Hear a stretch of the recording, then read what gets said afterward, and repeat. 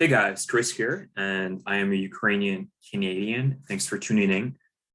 Today is June 22nd, 2022, and I'm going to bring you guys the latest news in Ukraine as of today. So we have quite a lot to cover today. So on the top news, I'd like to first hit that the news that Ireland has frozen the assets of some Russians worth about $1.7 billion or euros, actually, sorry. And these are obviously oligarchs from Russia. Thankfully, the Irish are supporting Ukraine. I think they really understand the pain that Ukraine is going through because they had to go through their own war of independence with Britain over 100 years ago and multiple other conflicts before. So the Irish are great supporters, and it all comes from experience, right? I think the countries that had this type of situation happen to them, such as Poland, the Baltic states, they're the ones that are very, very supportive of Ukraine because they understand what it costs, what freedom costs, what democracy costs. So kudos to them and great work. So in other news, the biggest one of the day is this news that a Ukrainian UAV, according to sources and news, this is a Ukrainian UAV, a suicide drone was captured falling and exploding on an oil refinery in Rostov, Russia. And here is the video. I'm going to, it says it's in Novoshakhtinsk, actually. The city is Novoshakhtinsk in Rostov Oblast. So let's see the video. And right before we watched the whole video, I wanted to say that the filmmaker, the guy who was filming this video, couldn't believe that this was Ukraine UAV until the very last second, obviously. So we see this UAV, and it seems like it's on a trajectory to go and destroy itself on the refinery, like a suicide drone. And boom, you see the Russians, the workers are panicking. This is quite deep, actually. Novoshakhtinsk, if I understand correctly, if I looked at the map, is about 200 kilometers away from the border. Nobody's claimed this attack. This is what is confusing me a little bit. And nobody really understands what type of drone this is as well. People are saying it's a Bayraktar. I don't think so. Bayraktars cost way too much to waste them on targets like that. At least in my opinion, it's a waste of money. I'm not sure how much they cost exactly, but they're definitely in the millions of dollars. And I think that you can use Bayraktars for much better purpose. And they're not made to be a suicide drone either. So it's clearly not a Bayraktar, according to my opinion. There were all the other reports that could be Switchblade, but Switchblade cannot hit targets that far away. If this is in Novoshakhtinsk, it's about 200 kilometers. So no way Switchblade can go that far. There's also Phoenix Ghost drones and other types of drones that people have even been saying on AliExpress, the ones that cost $10,000.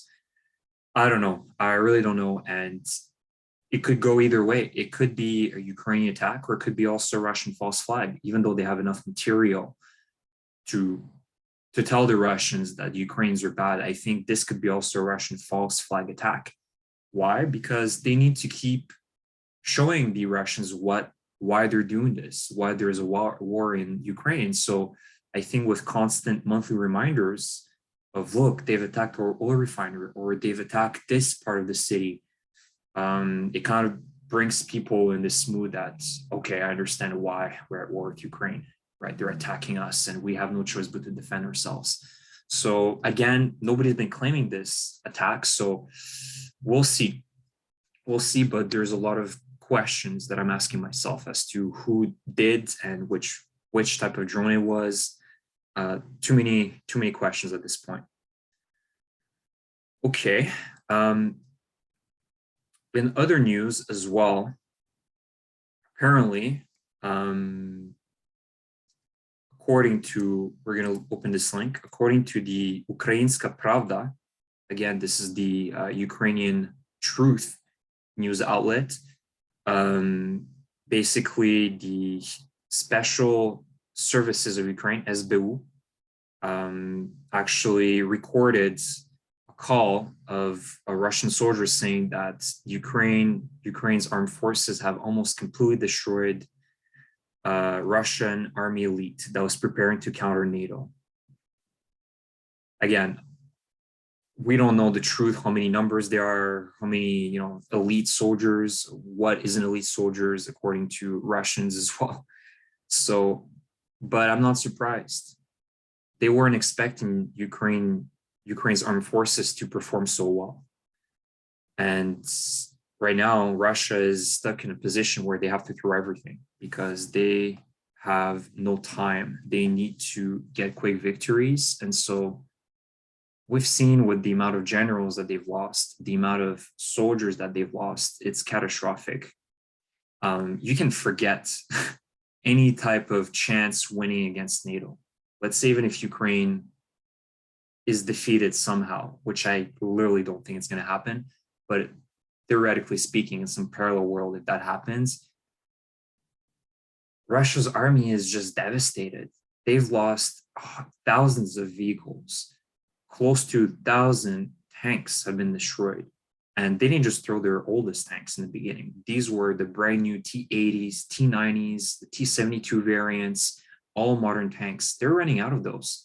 And now we've been seeing these videos of these railway convoys transporting T-62 tanks, which are literally 60-year-old tanks that have been in stock for God knows how many years. What was the maintenance on those as well?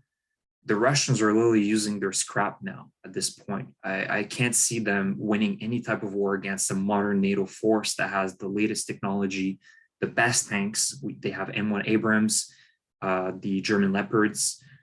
Sweden has, great air force with the Saab Gripens, the Eurofighters of France. I mean, Russia is just not going to be a match. They're going to look ridiculous. Not only ridiculous, but they're going to all die. So I'm not surprised about this news. Perhaps it is a little bit of propaganda on the Ukrainian side, but I am not surprised if it's close to the truth, this article. The last thing I wanted to hit, this is the map of the current fighting in Ukraine. We did hit that map 2 days ago. Actually, I brought up the Institute of War map, but this one is much better. It's the deep state map created by Ukrainians, and it's a very factual map. Actually, a lot of streamers on YouTube use it, including the famous Denis. Subscribe to his channel if you want to as well. He has a lot of great content. Anyways, so this map is very accurate, and the biggest news actually come again from eastern Ukraine, so Severodonetsk, which is right here, and Kherson. So there's good and bad news. So let's hit the bad news first. The bad news is that the town of Zolote, and if you remember 2 days ago, this was still under Ukrainian control. It is no longer under Ukrainian control. The Ukrainian forces have almost retreated completely. Apparently, there's still some forces covering the retreat, but we left this area. And if you look at the previous update, this is how it looked like. So the Russians managed to push in and capture Zolote and Hirske. So 2 towns that are on the eastern front of the Severodonetsk fighting. Not great news. This means that the Russians are getting closer to cutting off the main road of Bakhmut. That is basically the supply road used by the Ukrainians right now. There's actually 2, I believe. There's another one here. But again, this is not great news for the Ukrainian army. But this was a good tactical retreat. There's no point in defending this area anymore. It's too much of a risk. And honestly, these towns have no real strategic value. So this was a good move. And unfortunately, it's becoming tighter and tighter around here. But I still believe the Ukrainians can hold on. We need to get these artillery systems as soon as possible around the whole eastern front here. Bakhmut, Slavyansk, Izium as well. We've actually been gaining some ground here. Very little, but anything helps. But the toughest right now is Severodonetsk. Again, it's back and forth. We jump out 21st, 20th, a lot of updates actually the 21st. Yeah, this is a very elastic front line, very, very elastic. It's a back and forth, and that's the nature of urban combat. So here, hopefully we can still hold on. If we can't, we have Lysychansk, and as I explained 2 days ago, this is a better ground to hold for the Ukrainian army. We have better positioning, and we can hit the Russians a lot easier rather than fighting them in urban combat. It's just that right now, for disruption purposes, I guess the Ukrainian army is still staying here because they find a lot of success actually hitting the Russians. Okay, so that's for Severodonetsk. Let's hit Kherson, south of Ukraine. A lot of great news. So this is the great news I want to talk about. We are pushing further and further.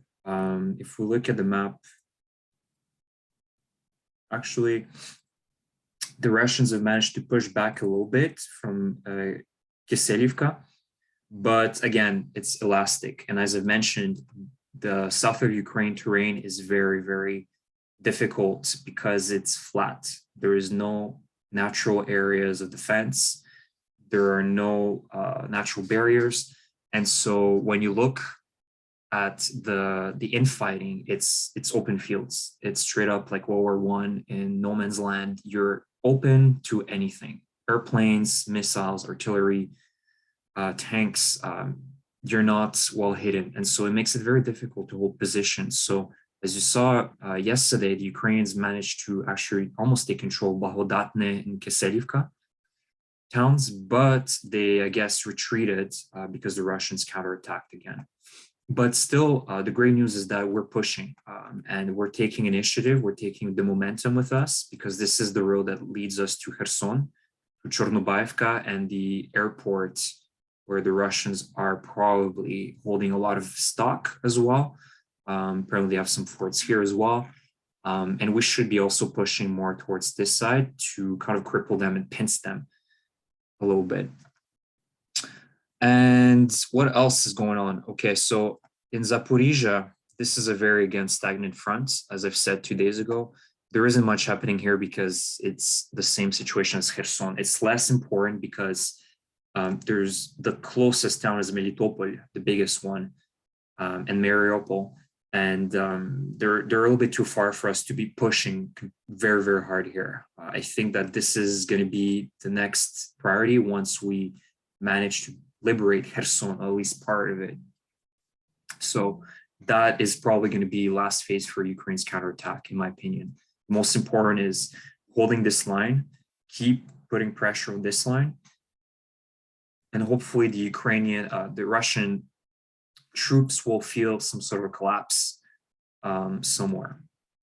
And the last thing I wanted to bring as well was this famous video. If you guys haven't seen it, the ammo cookoff that occurred in Karsniy Lych in the Luhansk Oblast. I'm not really sure where it is, to be quite honest with you, but it's somewhere probably deep in Luhansk, where the Russians were holding their ammunition stockpiles, and the Ukrainians managed to hit them with the Tochka U missile, and which led to this catastrophic event, which was filmed by Russian. Not sure if he's dead or not. I don't know. So you see here in the beginning, these guys are a little bit scared because they're hearing a lot of sounds and they're right beside a lot of ammunition. So they get in the truck, they're panicking, they don't know what to do. The guys then decide that they're going to leave the truck, they're not going to drive, and they escape into, I guess, the nearest town close to them. And if you guys, I didn't turn on the audio because you can't hear it, but this is nonstop boom, boom, boom sound. This is like really heavy. So these guys eventually just book it to the next house. And you will see the most dramatic event, which is around the 6 minutes line. It's, I guess, later on in the evening. And they're filming this kind of late evening. There's a soldier standing by, just observing it's straight up. It looks like you're in a metal factory. Like the door is like so orange and bright red. Like it looks like they're like smelting a weapon or something, you know? But no, this is the cookoff. This is insane. If you are hearing the audio, it's absolutely crazy. I mean, being in that area probably will break your eardrums.